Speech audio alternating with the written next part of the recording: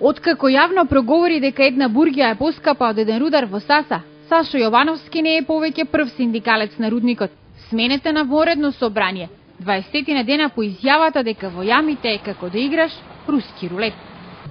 Необезбедени јами, интересот на русите е само производство и метал, другото една бургија кошта повеќе од еден рудар.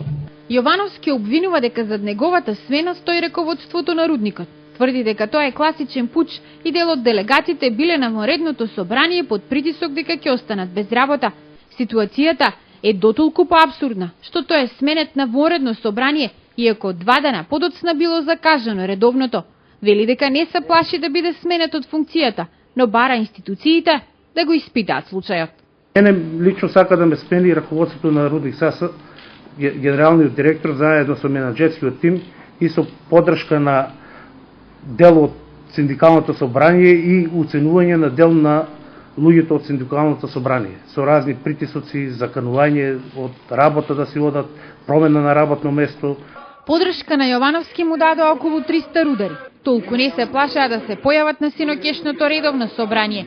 И тие се жалат дека условите за работа во рудникот не се добри, а постојано се мета на различни притисоци. Рударите не се плашат и секогаш ќе си ги бараат своите права. Се деградираат секи ден.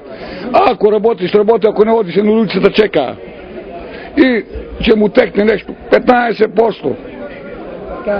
Казна, притисок, малтретирање, па уште да има право по еден петрак да не дачи, че не тепа горе на работно место. Во Саса за помалку од 3 години се случија 6 несреќи. Ќерката на Младен Митревски, кој загина 2009 во рудникот, се уште бара одговор од институциите. Се прашува дали поранешните синдикални раководства кои молчаа за условите се померка на менаџерите. Дали синдикалната организација на Рудник Саса на чело со тогашното раководство и надлежните институции знаеле под какви услови работат рударите и ако знаеле, зошто дозволиле мојот татко да биде на работно место за кое немало одобрен, односно ревидиран проект од надлежните институции? Раководството на Саса ги отфрла обвинувањето од првиот синдикалец.